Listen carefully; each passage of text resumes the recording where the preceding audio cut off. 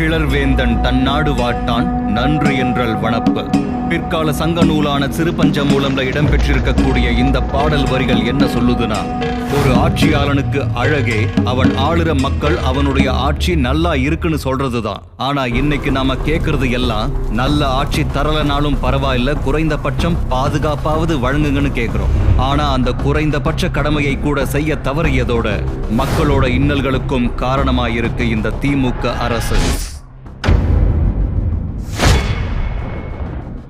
தமிழகத்தில் ராஜ்பவன்ல இருந்து 1.5 கிலோமீட்டர் தொலைவில் அண்ணா யூனிவர்சிட்டிக்குள்ள ஒரு பில்டிங்க்கு பின்னாடி, அதுவும் குறிப்பாக அந்த கிறிஸ்மஸ் இரவு எல்லோரும் பேட்ரோலில் நைட்டு வந்து மாஸ் இருக்குது, ஸ்பெஷல் மாஸ் எல்லாமே. 2 குழந்தைங்க ஸ்பெஷல் மாஸுக்கு போயிட்டு வர்றாங்க, போகணும்னு நினைக்கிறாங்க, அந்த இடத்துக்கு போகணும்னு நினைக்கிறாங்க. அந்த குழந்தைகளை எந்த அளவுக்கு கொடூரமாக சித்திரவதை செய்து, எதற்காக ஒரு பெண்ணாக இந்த பூமியிலே பிறந்தோம் என்று சிந்திக்க வைக்கும் அளவுக்கு ஒரு கொடூரமான செயல் சென்னையில் நடந்திருக்கிறது. இதான் ஒரு எஃப்ஐஆர் டிராஃப்டிங்க.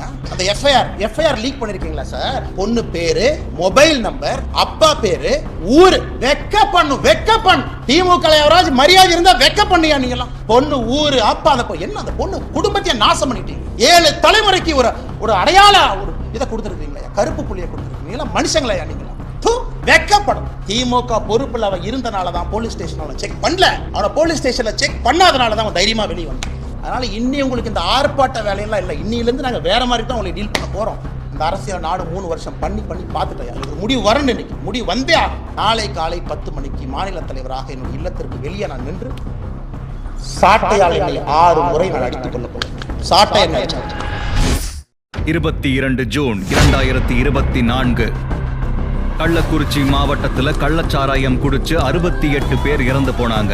இந்த சம்பவத்துல கள்ளச்சாராய விற்பனையில் ஈடுபட்ட முக்கிய குற்றவாளி திமுகவை சேர்ந்த ஒரு நபர்தான் அப்படிங்கிற தகவலும் இருக்கு. சில உயிரிழப்புகளோட நின்று இருக்க வேண்டிய இறப்பு பல மடங்கு அதிகரிச்சதுக்கு காரணம் திமுக அரசுடைய மெத்தன போக்கும் ஒளிவு மறைவான அணுகுமுறையும் தான். ஒரு ஆண்டுக்கு முன்னாடியே சரியா 15 மே 2023 அன்னைக்கு மரக்காணம் பகுதியில கள்ளச்சாராயம் குடிச்ச 22 பேர் உயிரிழந்தாங்க.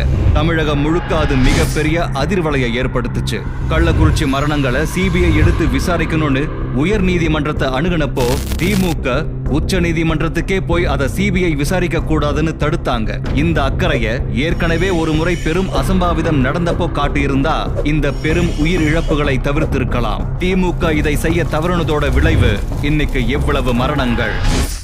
அக்டோபர் 6, 2024 விமானப்படையோட விமான சாகச நிகழ்ச்சி சென்னை மெரினா கடற்கரையில வச்சு நடந்துச்சு. நிகழ்ச்சியை காண பல லட்சம் மக்கள் அங்க கூடினாங்க. இப்படி ஒரு விமான நிகழ்ச்சி நடக்க போறதா விமானப்படை மாநில அரசுக்கு ஏற்கனவே தகவல் தெரிவிச்சிருந்தோம். திமுக அதை பத்தி கண்டு கொள்ளாம கூட்டத்தை ஒழுங்குபடுத்த தவறினாங்க. பல பேரு பல மணி நேரம் குடிக்க தண்ணி கூட இல்லாம மயக்கமடைஞ்சதோட கூட்ட நெரிசல்ல சிக்கி 5 பொது ஜனங்களுடைய உயிரும் பறிபோனது. ஒரு நிகழ்ச்சியை முறையா ஒருங்கிணைக்க தவறுனதோட விளைவால மக்களுக்கு இந்த துயரம் ஏற்பட்டிருக்கு. டிசம்பர் 2, 2024 வெஞ்சல் புயல்னால தமிழகத்தோட வட மாவட்டங்கள் பெரிய அளவுல பாதிப்படைஞ்சிருந்துச்சு. அந்த சமயத்துல விழுப்புரம் மாவட்டத்துல உள்ள சாத்தனூர் அணையில இருந்து எந்த ஒரு முன் அறிவிப்பும் இல்லாம 1 லட்சம் கன அடி நீரை திறந்து விட்டாங்க திமுக அரசு. இதனால கிட்டத்தட்ட 40 கிராமங்கள் தண்ணில மூழ்குச்சு. அந்த கிராமங்களை சேர்ந்த மக்கள் இன்னைக்கு தங்களோட உடைமைகள், கால்நடைகள், குடியிருப்புகள்னு ஒட்டு மொத்தத்தையும் இழந்து நிர்மூலமா நிக்கிறாங்க. கிட்டத்தட்ட 14 நாட்களுக்கு மேல ஆகியும் இன்னும் வெள்ளம் வடியல. மக்கள் தங்களோட சொந்த ஊர்லயே அகதிகள் போல வாழ வேண்டிய சூழலுக்கு தள்ளப்பட்டிருக்காங்க. வெள்ள நீர் வடிகால்கள் மற்றும் கால்வாய்களை தூர்வாராம விட்டதோட விளைவு இன்னைக்கு மக்கள் இந்த கதிக்கு ஆளாக வேண்டியதாயிடுச்சு. டிசம்பர் 5, 2024 பல்லாவரம் பகுதியில குடிதண்ணீர் குடிச்சு 3 பேரும் மரணிச்சாங்க. ஒரு சராசரி மனுஷன் அரசாங்கத்துக்கிட்ட இருந்து எதிர்பார்க்கிற விஷயங்கள்ல முதன்மையானது குடித்தண்ணீர் தான். அந்த குடித்தண்ணீரையும் ஒழுங்கா வழங்காம கழிவுநீர் கலந்த குடிநீரை வழங்கி 3 மக்களுடைய இறப்புக்கு காரணமா இருக்கு திமுக.